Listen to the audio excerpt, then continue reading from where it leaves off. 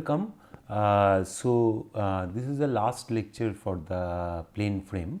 So, we are discussing here the problem 2, which is a two-member frame, plane frame. Now, in this frame, we have chosen such a distribution of kinematic degrees of freedom, where node 1 corresponds to 4, 5, 6, node 2 corresponds to 1, 2, 3, and node 3 corresponds to 7, 8, 9 degrees of freedom.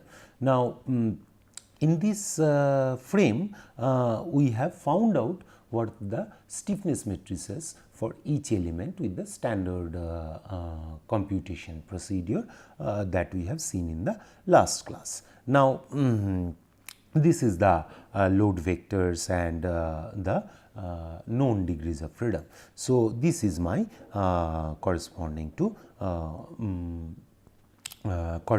to stiffness matrix. Now, here my final objective is to assemble this stiffness matrix K1 and K2, which is essentially to give Kg, which is essentially my K1 union of K2. So, this K1 and K2 means the elemental stiffness matrix. So, these elemental stiffness matrix we have to put into global stiffness matrix in a proper manner, or the degrees of freedom corresponds to K1 belongs and degrees of freedom corresponding to K2 belongs. So, Kg will be, there are total 9 degrees of freedom. So, Kg, size of Kg will be your 9 cross 9 matrix.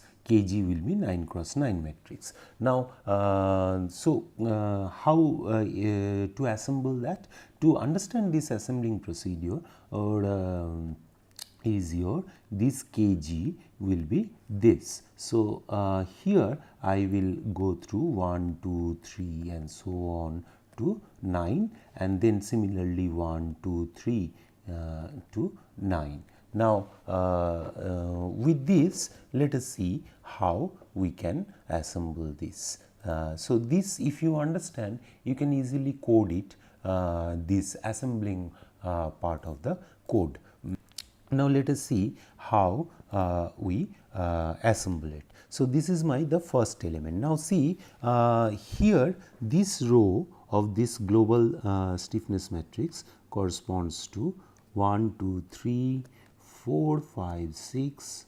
So, I am writing corresponding degrees of freedom, and then 7, 8 and 9. Similarly, these columns 1, 2, 3, 4, 5, 6, 7, 8, 9. Now, here the first element, say the first element corresponds to 4th degrees of freedom. This represents the row number, this first entry, and here it represents the column number. So, the first entry here, this entry will be 4th row, 4th column of the global stiffness matrix. That means this this first entry will be your 4th row and 4th column of the global stiffness matrix. That means the 4th row means this is my 4th row, and 4th column means this. So, this is my entry here, you see. Similarly, here this is the 5th row and 4th column. So, 5th row is my this is my 5th row, and this is my 4th column. So, this is my entry. And similarly, suppose I want to find out this entry. Which one is this entry? So, this is the first row and sixth column. So this is my first row, sixth column. So this is my the entry. So in this way you can easily assemble these stiffness matrices, because and these degrees of freedom can be directly coded. For instance, if you want to write a pseudo code, so you have to for instance in a MATLAB, so for I equals to 1 to 9, you have to 1 to 6, you have to find out the corresponding global degrees of freedom, or the Ig and Jg is the global degrees of freedom. And then once you know, and this is actually the connectivity, this relates the connectivity of the element, and then Kg Ig comma Jg, you can write it Kg Ig plus Jg comma Jg plus K I comma J form. So that will be J is 1 comma 6 also. So this is the simple pseudocode, and this Ig and Jg you have to find out from this connectivity matrix. So what is this connectivity matrix? Essentially, connectivity matrix means this element, for instance the first element is connected with, what are the degrees of freedom? 1, 2. So this 1, 2 degrees of 1, 2 nodes are connected, and what is the degrees of freedom corresponds to node 1? 4, 5, 6. Corresponding to node 2 is your 1, 2, 3. So this information is getting here, these two things, and this goes to the column and row number of the global stiffness matrix. So similarly, all those elements can be assembled here. Now if you look carefully, that this element is not the third element here. So this is not the suppose if we want to find out this element, this is the sixth row and fourth column. So let us go to sixth row and fourth column. So this is this is the yes, this is the sixth row and fourth column. So let us see, yeah, this is here. So this first column, so this is 696. So here it is interesting to know that here that all these things are arranged in this proper manner. Now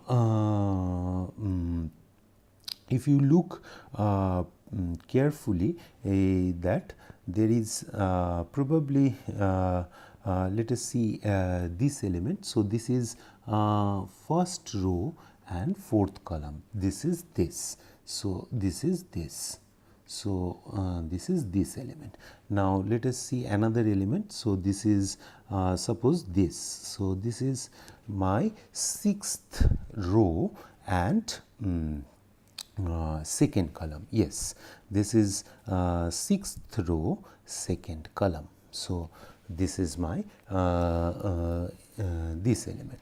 Now similarly, other elements can also be done. For instance, this element, this is third row, third column. So this is simply this. So here you see this block is essentially transferred into this block, this part of the block, and similarly this part of this block, this part of this block is essentially transferred to here. So this is due to the shift of the degrees of freedom.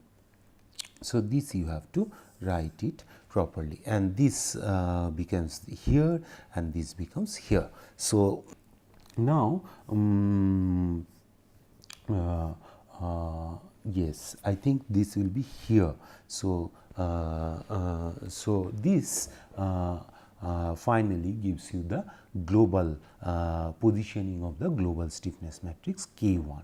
Now, similarly, I can go for the element number 2, where once I fill the element number 1, then I can go for element number 2. Now, if for an element number 2, if you see now here the first element, so this will be pretty similar because the 1 1. So, this will be plus 1450. Now, suppose this element, this is what is this? So, this is 7th row 7th column. So, this will be 7th row 7th column. So, if I write it here 1 2 3 4 5 6 6 7 8 9.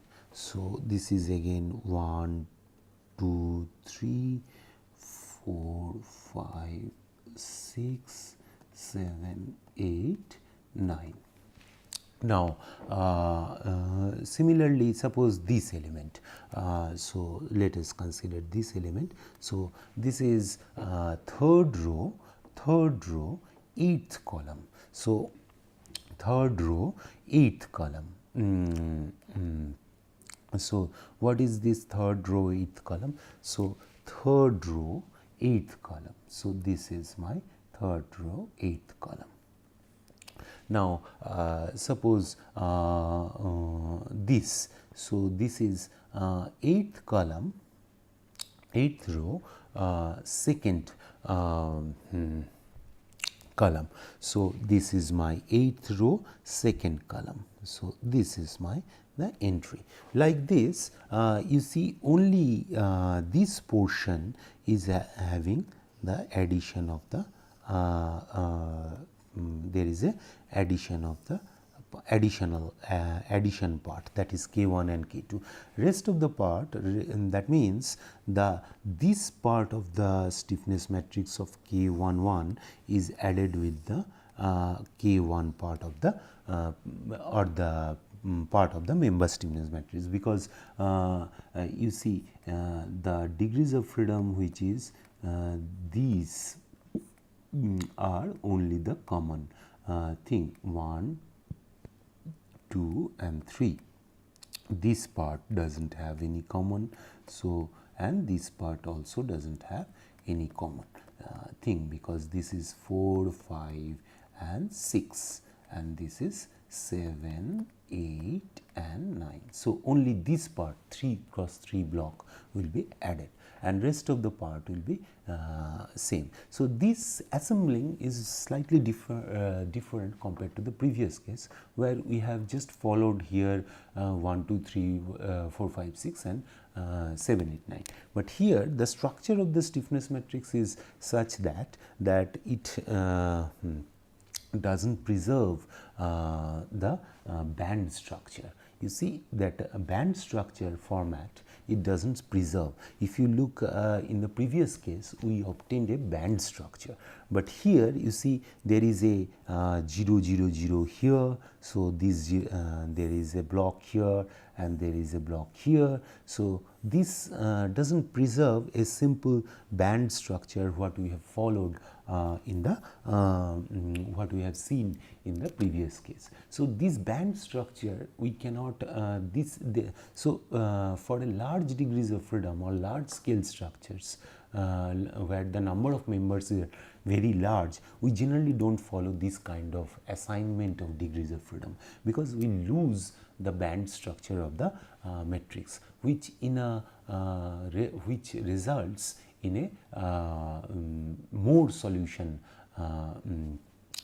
time, or the solution time or the solver time essentially increases if we cannot preserve the band structure, or rather I would like to say that if we can have a banded matrix, the solution time will be faster for large scale degrees of freedom, because we will have the less factorization time. So, this the this procedure this assignment of kinematic degrees of freedom is not generally followed in a usual coding structure, and reason is this. But why did we follow that? Because this will results in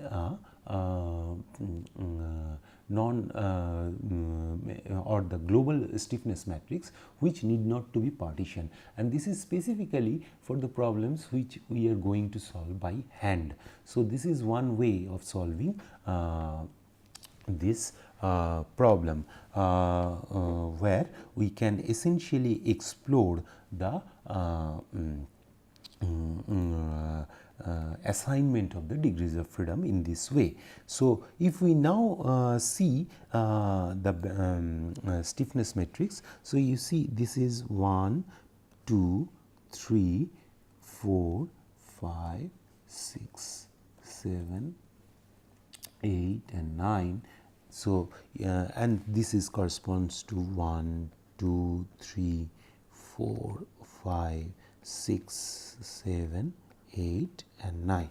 Now see, you have D1, D2 and D3, these 3 are unknown, and these all those 3's D4 to D9, these degrees of freedom is known to you. So these are my D known, and which is a 0 vector. So correspondingly you have Q1, Q2 and Q3 is known vector, which is Q known, and these are my unknown degrees of freedom. So you see, this is my stiffness matrix. Now naturally to partition that matrix, it's very simple, because you have to just partition in this form, so that you don't have to do the row transformation. So essentially this is my partitioning. So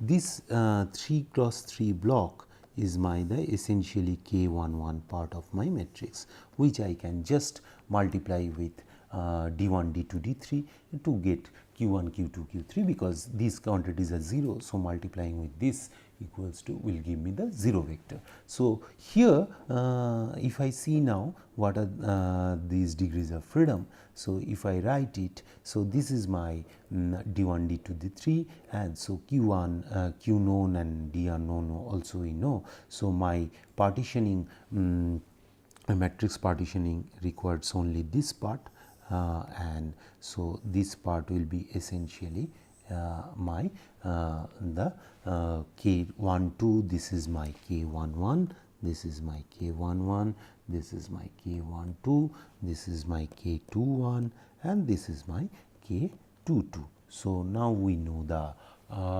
details of the partitioning equation, and then we can find out D1, D2, D3, and then we can find out Q4, Q5, Q6 and Q7, Q8, Q9. So all those things we can find it now by just solving the equation, and this turns out to be this. So D1, D2, D3 is this, and Q4 to Q9 is this.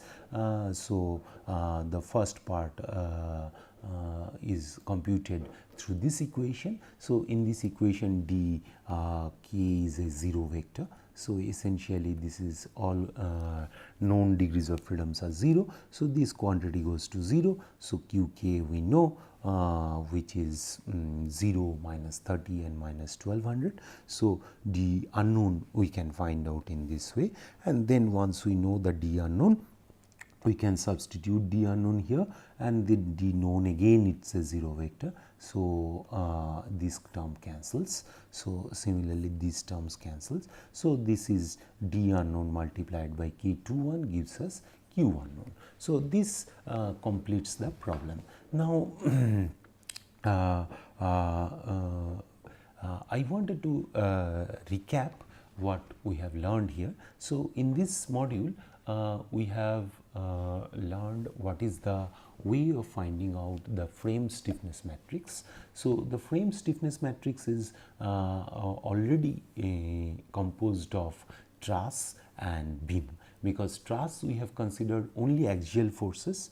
In case of a beam, we didn't consider axial forces, rather we considered bending moment and shear forces. So we combine these truss and beam, so where a member can have axial force, shear force and bending moment, and then we find out the stiffness matrix or the elemental stiffness matrix for the frame, which is we did through the principle of superposition. And principle of superposition is valid for the linear problems, because we assume that material is not largely deformed, or it is not a large deformation problem. So that's why principle of superposition valid. So with the help of principle of superposition, we obtained the frame stiffness matrix.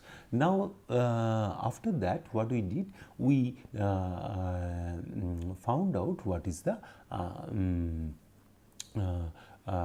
stiffness matrix if there is a rotated frame element or an inclined frame element with the global structural axis with the local or the member axis. So that also we have found out with the transformations, where we have seen that there is a transformation matrix, and this transformation matrix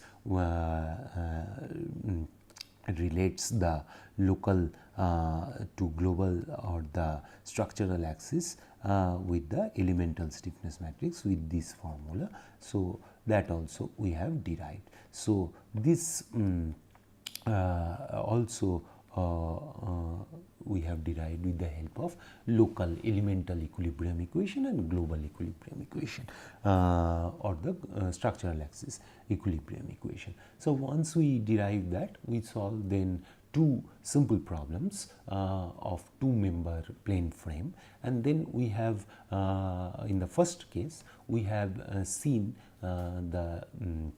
we could obtain a banded stiffness matrix, band format of the stiffness matrix with the declaration of kinematic degrees of freedom. But in case of a problem 2, we have also seen that if we change or tweak this to avoid the row operation and column operations in the matrix, we lose the banded property of the stiffness matrix in the global stiffness matrix, obviously. And then but we have an advantage there, which really is not an advantage when you code it in a computer. So this we have seen, and then we have also calculated the internal forces and the reactive forces in the plane frame. Now this procedure, certainly these methods are not for solving 2 or 3 member frames. It is naturally for solving large degrees of freedom. So and naturally you won't be doing it by hand. So you finally will be doing it with the help of computers. So a coding is always required. So in the next module we will show you how to implement these matrix stiffness methods in a computer language, or how to give instructions to the computer so that computer calculates these steps in a proper manner and solves a large scale problem for you. So I stop here. So we'll follow in the next module the implementation of stiffness methods. Thank you.